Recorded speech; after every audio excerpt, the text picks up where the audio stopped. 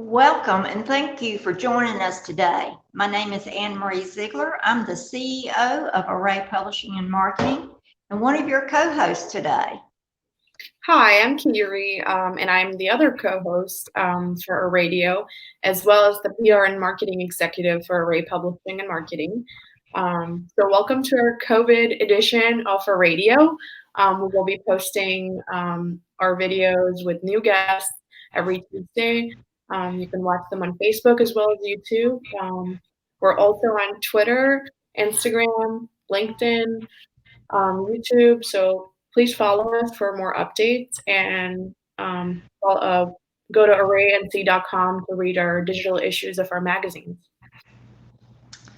We would love to talk with you about your business, about your nonprofit or events that you're having, whether they're virtual or not.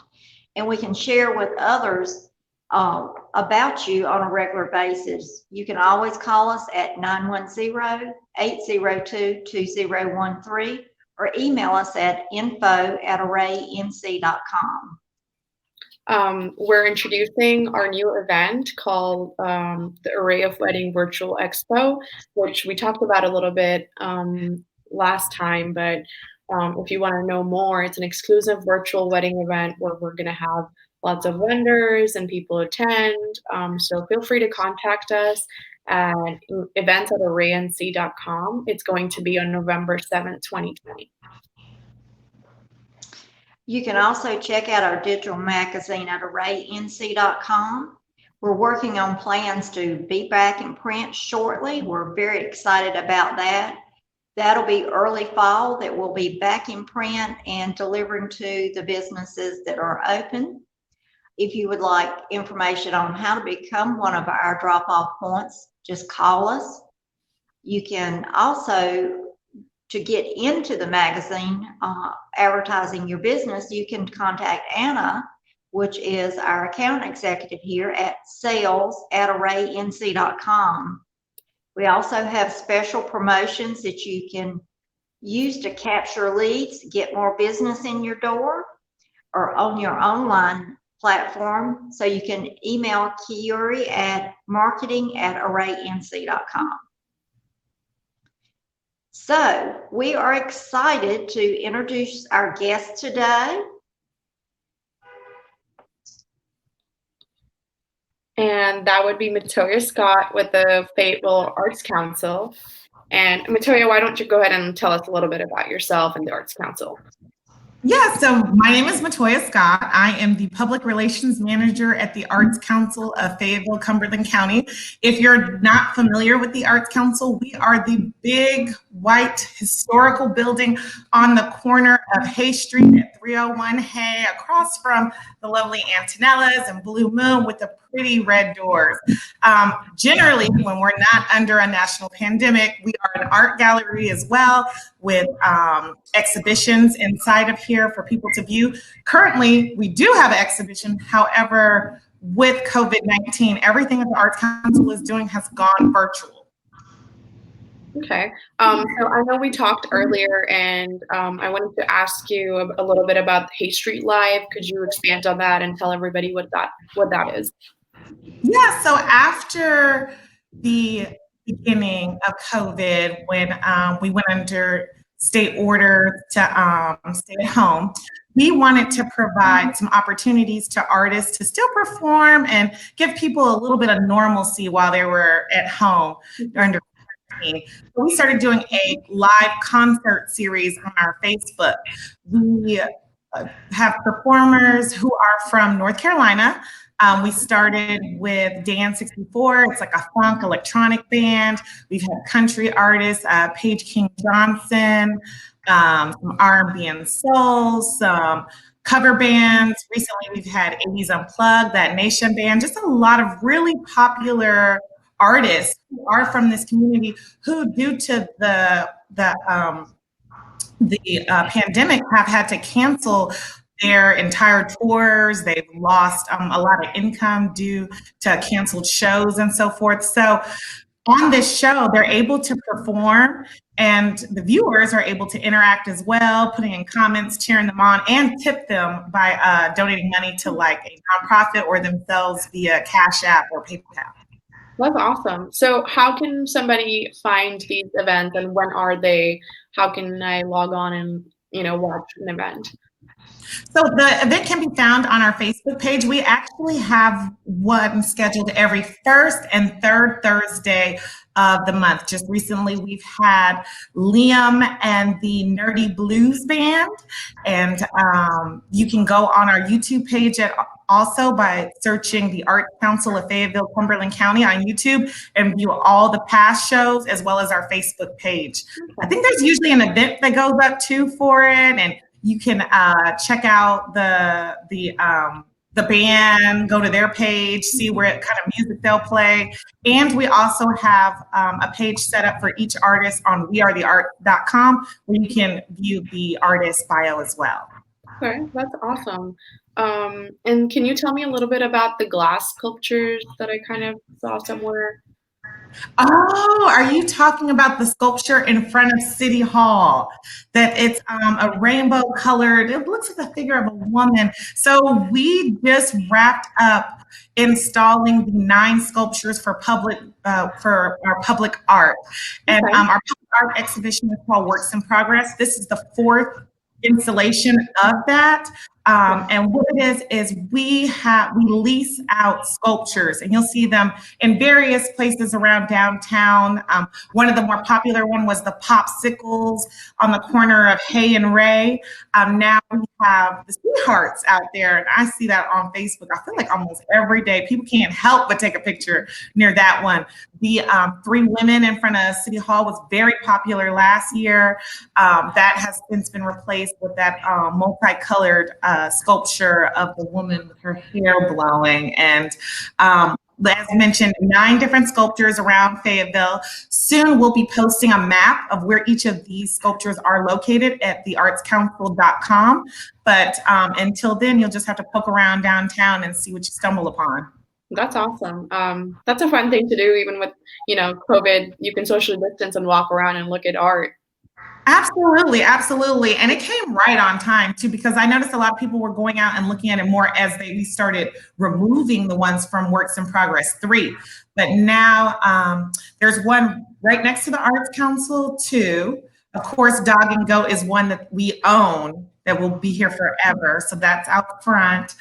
There's a new one in front of the courthouse, and just scattered about downtown. But it's always a surprise when you walk by. There's the lovely teardrop one. That one is also glass as well by Skyview. Okay. I saw the one with the dog and goat, and someone had like masks on it, and it was really funny. And I took a picture of it. It was awesome. The dog and the goat definitely were adhering to CDC guidelines. They had their mask on, however, they were not socially distant. They were probably from the same family, so it was okay.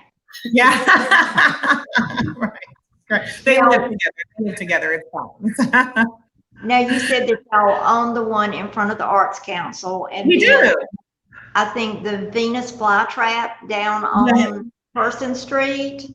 Yes. So we at the Arts Council have been very fortunate to have donors who will contribute funds to purchasing some of these pieces so that the city of Fayetteville can have them forever, much like Wing Glory, that we recently dedicated that to Ralph Huff, his mother and his wife. And that is on the corner of Bragg Boulevard, kind of catty corner to the Airborne Museum, but it's a beautiful sculpture of an angel with copper wings that pretty much greets you as you're entering downtown. Yeah. We have that one as well. That will be in Fayetteville forever. And my favorite is the Venus flytrap. Natural Embrace. Yes, yes. Very whimsical, that one is. So could you tell us a little bit about the Plywood Exhibition? Absolutely. So the Plywood Exhibition is called Community Expressions. After the riots, I'm sure you saw the outpour of community support to board up windows and just safeguard a lot of the merchant shops. Along with that came artists who just really wanted to project out a messaging, no matter what it was. And here at the Arts Council, we were very moved by the different messagings that were on there of peace, of stay strong, and just the support that interacts with this community through art. So we took donated photographs from photographer Kathy Kool-Aid from Faces of Faye, council member Shaquila Ingram, and the president and CEO of the Cool Spring Downtown District, Bianca Shoneman. And they all put together a collection of photographs of all the plywood art that we saw downtown, and we put it on an exhibition so that we could share the art that we have in downtown Fayetteville to the entire community, and it can be accessible pretty much worldwide. That exhibition can be viewed by going to theartscouncil.com/virtual art. Okay. It's wearethearts.com/virtual art. And it's on a platform called Exhibit, which is like a 3D gallery. It's pretty cool. It looks like there's people standing in there as you navigate around, and you can see each of those magnificent pieces of plywood art and kind of journey around downtown Fayetteville from the comfort of your own home. That's awesome. Yeah, it looks really cool, like you're just wandering through an art gallery, and it's up in frames on the wall, and like you say, there's other people in the art gallery with you, and shadows of figures. Yeah, but it was like really fun and cool and I felt like I really was just wandering through the art gallery looking at it. Right, and that is our second virtual gallery. Our neighbors here, the Cape Fear Studio, they're also a grant recipient of the Arts Council. We helped them in setting up a virtual gallery too, and theirs features pottery and jewelry, which you can purchase and view online without even stepping foot in the gallery. So Fayetteville is really coming up with the times, because this is something that has been unprecedented here in our community, even in larger cities that don't have like virtual galleries. And I'm pretty proud that like it's taken so much attention recently, and we've had quite a few visitors go to that, more so than our traditional galleries. So I hope people go to that and see that, wow, it's that amazing online. They'll come into us after all of this is all over. Right. So with COVID and everything going on, and like you said, you guys are doing the virtual events now. I know you talked to a little bit earlier. You had mentioned there's like a new branding for the upcoming year. Could you share the group and like what's going on?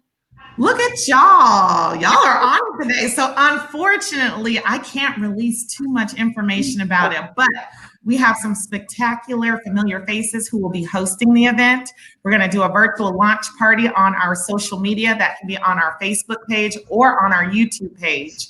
And it's going to be like a party at home, like Hay Street Live kicked up 10 notches. We are the arts, everybody, all of our voting member groups and our grant participating, just really showing some different acts from Hay Street Live will be involved, but it's going to be quite a treat.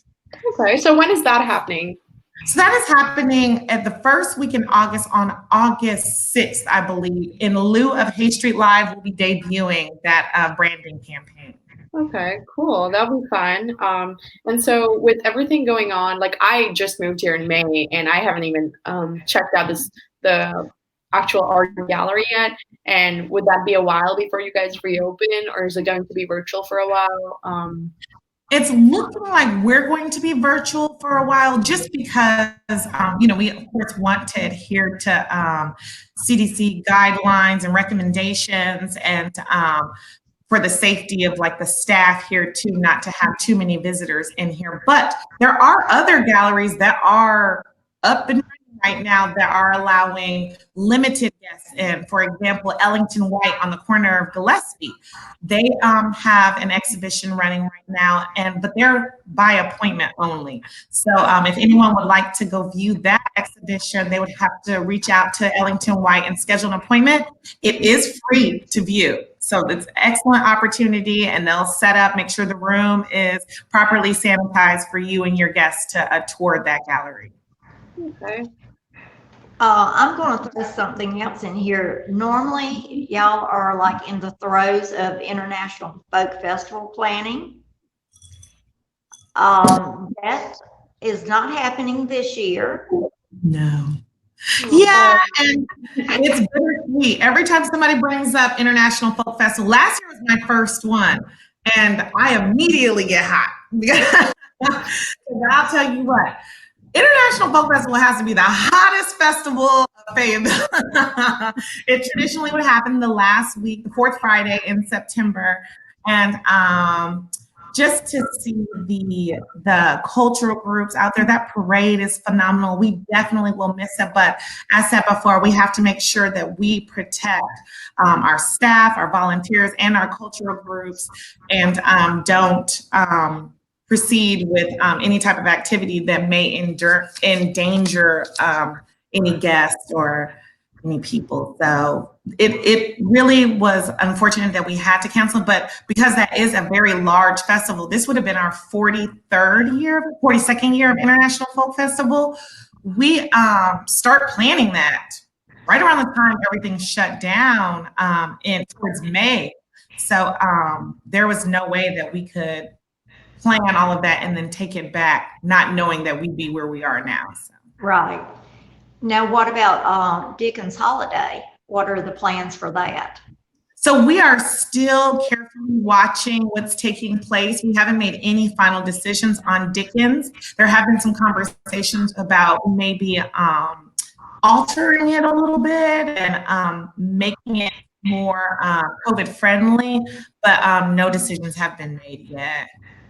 There's so many great things that these festivals that you wouldn't have the opportunity to see, but next year. Yeah,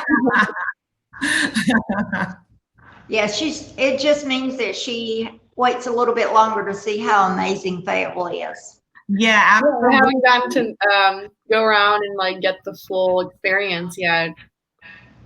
Right. So yeah, and like even like with the zombie walk, like that's another amazing downtown Fayetteville that takes place, and it's. I mean, the international. I know if you Google the International Folk Festival, just seeing like the colors of the costumes, and oh my gosh, I just thought about all the cuisine. Do you know how many times I ate that weekend? I actually went to one, and it was in Texas, but it was super small, and I was reporting on it for my school newspaper. It wasn't like food and stuff, and it was just like vendors selling stuff, and it was really cool to watch all of that. But I mean, the way you're describing it, it sounds way bigger. And yeah. Oh yeah. I have to paint the picture for you. So just think down Hay Street. It's just a sea of color with all the cultural groups marching down with their music and doing cultural dances and in complete with heritage like costumes and just small kids in costumes as well, like dancing in the street. And then that leads up into Festival Park down the main corridor there. There's food, like stands, like almost, but sectioned off food vendors. And it's not like Americanized menu of it. It is grandma's recipe, traditional cuisine from probably 30 something different cultures down there, as well as music. Like it's a very loud festival. You had me at food. I was buying food to eat there and then buying food to go to eat later. And it's only 2 days. So you really have to like calculate it. And then last year for both the International Folk Festival and the Dickens Festival, we debuted an app, which was really cool because you could be at home plan it and say, okay, we're going to get down here at 11. So I'm going to eat German food and then we'll walk around and then I'll probably get hungry at 1. So I'll stop and get an empanada. But then the Native American dancers will be out around 2. So I'll catch an icy across the street at that and and plan the whole thing out from your phone, which is really cool because a lot of times when I go to festivals, I feel like I'm missing out on something or you'll hear something off in the distance and be like, that. By the time you get over there, it's dispersed. So with the app, it's really cool because you could have planned it out beforehand. So that's something that we'll definitely be bringing back next year and adding on to and making the festival even bigger. Right. So the most festivals for the rest of the year are kind of, for right now, not really happening, or you guys are watching them? So the International Folk Festival will not be happening, but as far as Dickens, we haven't made a decision yet. Okay. Which one is that? I haven't heard about that one. You haven't heard about Dickens? Dickens is my favorite. And I shouldn't say that. Antonio would kill me. But Dickens is my favorite. Dickens, to me, you think like Hallmark movie Christmas town type charm. Marie, like the candlelight procession all on its own. Like I can't even describe how magical that moment is when you see the sea of candles down Hay Street. PwC turns off all the lights at sundown so that the only thing illuminating downtown Fayetteville are single flickers of candles from all the people standing out along the street, singing Christmas carols and dressed in Dickens' Victorian costume. Last year I got into it. I had my costume on. Anne-Marie, do you wear costumes? I did not wear one because we had our holiday bazaar at Rainbow Room, and then they had vendors and everything, but it was, it was great that we had a front row seat and we were able to provide vendors opportunities to. Absolutely. And that's what I love about it, were all the vendors, because you're supposed to start. It's a Dickens holiday always happens on what would traditionally be called Black Friday, the Friday after Thanksgiving. And it was a way to bring people out of the mall into downtown so they would support local merchants for shopping time. Most people are really good at buying all these handcrafted artisan gifts for their family. Me, on the other hand, I'm down here buying art for myself, and I bought makeup out of the Rainbow Room too for myself. But I'm definitely not short on shopping in downtown Fayetteville that day. And it's fun because you get to do it in a Victorian costume with gloves on. What's a better way to celebrate Christmas? I feel like things get under control and like I can actually experience that. That sounds very fun. It is. We even had a vendor across the street who had snow, like artificial snow coming down. The children were outside playing in that. I believe the Children's Museum fascinates you. They did Christmas bulb making down there. We had a life-size snow globe that was donated by PwC, where you could get inside the snow globe and have the snow orbiting around you and take pictures in there. And of course, we had Father Christmas photos out front. It's just, and the gingerbread making competition. So many activities throughout the whole day. In addition, my favorite part is the costumes and the street performers. That's a big part too. We have Tiny Tim Dickens characters, Tiny Tim, the Ghost of Christmas Past, walking down the street in full character. We have a town crier that's making announcements. It's like takes you back to A Christmas Story. And there was an elf that was walking around. He was amazing. Yeah. And also, like, don't be scared when the Ghost of Christmas Past is walking around as the Grim Reaper in downtown Fayetteville, sneaking up behind people. So it's truly a charming event, though. It's something that I think really kicks off the holiday season. So we're definitely going to give it our best to still have that experience for ourselves and for this community. We've got our fingers crossed that it happens. I think I have a top hat behind my desk right now. All right. Well, we want to thank you, Metoya, for being with us here today. Thank you so much. Is there anything else that you want to let the public know about the Arts Council that's happening that we missed? Yeah, absolutely. So for any events that are going on that are for our vibrant arts and culture community, out in Cumberland County, you should visit wearethearts.com. We have a mix of online events, in-person events on there, just a schedule of what's going on right now. Also visit theartscouncil.com if you are an artist for a lot of artist opportunities. We are in full grant season right now, so there are a myriad of grants out there. And if you have any questions, feel free to reach out to me. Awesome. Thank you, Metoya. We'll great meeting you. Always love somebody from Texas. Thank you so much. Thank you. Bye. Y'all take Bye. So that one, really great. And we're so glad we could have all of you today join us. And make sure you follow us on social media and our YouTube channel, Instagram, Twitter, Facebook, and we will be posting more such fun videos on Tuesdays, every Tuesdays. And hopefully we can continue having awesome guests like these. Oh yes, you'll meet some amazing people, and we're really excited.